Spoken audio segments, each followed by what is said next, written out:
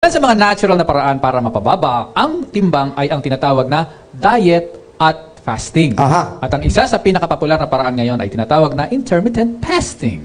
Ano nga ba ito at paano ito ginagawa? Effective nga ba ang paraan nito para mabilis bumaba ang timbang na ma-achieve ang beach body na inaasam-asam nyo? Ang intermittent fasting ay isang eating pattern na kinapapalooban ng regular, maikli at mabilis ang pagkain ng kaunti o wala talagang pagkain. Naku! Iba't iba ang paraan ng intermittent fasting at ang ilan sa kilalang paraan ay ang mga sumusunod. Merong iba-iba ha. Pag sinabing intermittent, kailangan alam nyo anong method yung sinusunod nyo kasi baka paghalu-haluin nyo, habi ang hirap, hindi ko kaya. Yes. So pakikita namin ano-ano yung mga types of intermittent fasting. Meron tayong tinatawag na 16-8 method. 16-8. Okay, ano yan? 16-8 method. Ito ay ang pinakasikat na style ng fasting para mapababa ang timbang. Ang parang ito ay pumipigil sa pagkain at pag-inom ng mga inuming matataas sa calorie sa loob lamang ng 8 oras bawat araw. So ito ay pumapasok doon sa 8 hours na iwasan ang mga pag-inom ng mga beverages na may matataas na calorie.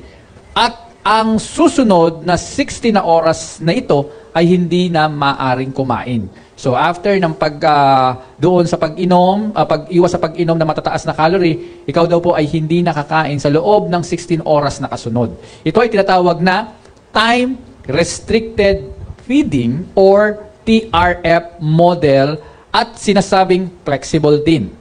Magagawang pumili ng nagda-diet ng 8-hour window na gusto niya para kumain. Ang paglilimitang ito ng oras ng pagkain ay nagre-resulta sa pagbaba ng timbang at ng blood pressure. So ito merong 8 doon sa tinatawag nating pag-inom ng matataas na inumin ng mga calories and then 16 hours naman na hindi kayo kakain sa loob ng 16 hours sa loob ng isang buwan. Yun naman po yung TRF. So medyo medyo kailangan maging aware tayo doon sa oras na ibinibigay nitong 16-8. Kaya po tinawag na 16-8. Yung 8 sa pag-inom ng mga matataas na calories na hindi nyo kailangan inumin. At after the 16 hours naman na hindi kayo, during the 16 hours hindi kayo pwedeng kumain. Yun. Kaya 16-8 siya. So yan yung method. Marami nang gumagawa nito. Ito, isa to sa pinakasikat na maraming sumusubok ngayon. Lilinawin natin. Lahat ng itinuturo namin, kung kayo ay pasyente, you ask your doctors if you can do this. Kasi merong mga pasyente na hindi uubra sa mga fasting. Tandaan ha, hindi ito para sa lahat. Hindi ito para sa lahat. Kung meron kayong medical condition, you need to ask your doctors if you are allowed to do such fasting. Yan. Okay, next. Next method. 5-2 method. Yung 5-2 method. Okay, ang method na ito naman ay tuloy-tuloy na 5 araw, 5. 5 araw, Na dire-diretso lang. normal na pagkain at ang susunod na 2 araw ay pagbabawas ng calorie intake ng 1/4 lamang mula sa normal nitong dami. Medyo mas madali ito. Mas madali ito. Bakit? The usual, 5 days. Monday to Friday, you eat the normal food that you want to eat. Pagdating ng Saturday, Sunday, sample lang yung days ha. Pagdating ng Saturday and Sundays, titimbangin mo na yung calorie ko, 1/4 lang ng usual kong kinakain. So, paano nangyayari yun? Kailangan maging active yung mind mo sa pagre-research ilan ang calorie na itong kakainin ko.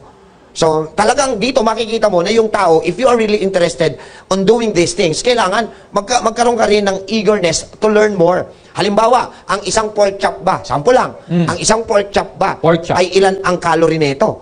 So, sabi, babawasan daw ng 1/4. Naintindihan nyo? So, yun. Kailangan dito, sa mga gumagawa nito, talagang active yung mind sa pagpe-prepare ng mga gagawin niya. Next! Ayon sa pag-aaral, ang 5-2 method ay kasing epektibo ng pagdidisiplina sa calorie intake para mabawasan ang timbang at maiwasan ng ilang metabolic diseases Katulad na gaya ng diabetes at sakit sa puso. Yan! Gayon pa man, ang method na ito ay hindi para sa lahat na nagda-diet dahil maaaring makaranas sa pagkahilo, ang gagawa nito sa mababang calorie intake ng 2 araw. Kasi sanay yung katawan mo, tingnan nyo ha, ng 5 araw na normal.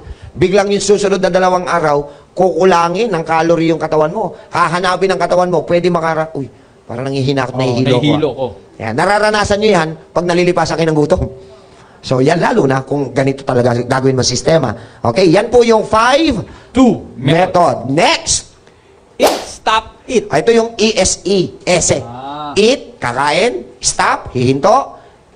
Eat, kakain. Okay. Parang ito ay hindi pangkaraniwang approach Hindi, sa intermittent fasting dahil kinapapalooban ito ng pagpili ng isa o dalawang araw sa loob ng isang linggo kung saan hindi kakakain ng isang buong Oh, pipili ka ha, ng isa o dalawa araw sa isang buong linggo. Let's say, okay, ganito na yan. Oh. Pinili ko 2 araw, Martes, Helporum, Oh. at saka Friday.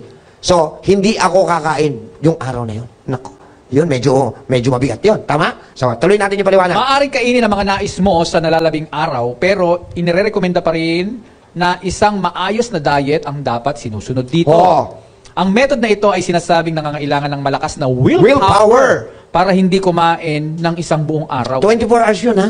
Pag sinabi, kung isa lang ang nabili mo, every Wednesday. So, kaya nga eat, di ba? Tapos, simula Thursday, Friday, Saturday, Sunday, kakain ka hanggang ano? Eat yun, eat. Pagdating ng Wednesday, 24 hours wala. Walang kain. At hindi, kain lang po eh. So, tubig pwede yun. oo. Okay? Sige. Ano to? At maaaring ding magresulta ng buying, Eating. o sobra-sobra. Kasi ang nangyayari doon sa iba, Wednesday, hindi kumain. Pagdating ng Thursday, Bana. binabawi. Hindi. Normal, ulit ang kain mo. Nagets nyo? So, the whole 6 days, kung isa lang ang napili mong araw, the whole 6 days, normal eating process. 1 day, no food for 24 hours. And then, pagbalik mo ng Thursday, normal eating process. So, yan po yung tinatawag na eat, stop, eat. Sa mga nanonood, pinakikita lang namin sa inyo yung mga methods of intermittent depende sa kakayanan. Unang-una ng utak mo, tandaan, lahat magsisimula sa utak. Ito yung gusto mo, gagawin mo yon. Pag ayaw ng utak mo, don't do it. Ayaw na nga ng utak mo eh. Hindi magiging tama ang resulta. Anything na ayaw ng utak mo at ginawa mo will give you bad results. Yeah. Next. Alternative day fasting. Uy, ito, alternative day. Oh. Madaling sundan ang intermittent fasting plan na ito dahil ang fasting ay ginagawa sa pamagitan ng pagsasalit-salit lang ng araw. Uy, ang dali lang na ito. Every other day, kung tawagin natin. Every other day. Sa paraang ito ay maaari mong kainin ang mga gusto sa araw na hindi ka nag-fasting. Kakainin ko lahat ng gusto ko today, pero yung kain na hindi sobra ha. Oo. The normal eating procedures nyo. Okay, kinabukasan, Kinabukasan, ang method na ito ay sinasabing may totoong benepisyo para mapababa ang timbang lalo na kung sasabayan ng pag-ehersisyo. yun, lahat to hindi uubra na walang exercise at pawis. Tama. Kung wala yung 7 doctors, huwag nyo gagawin to.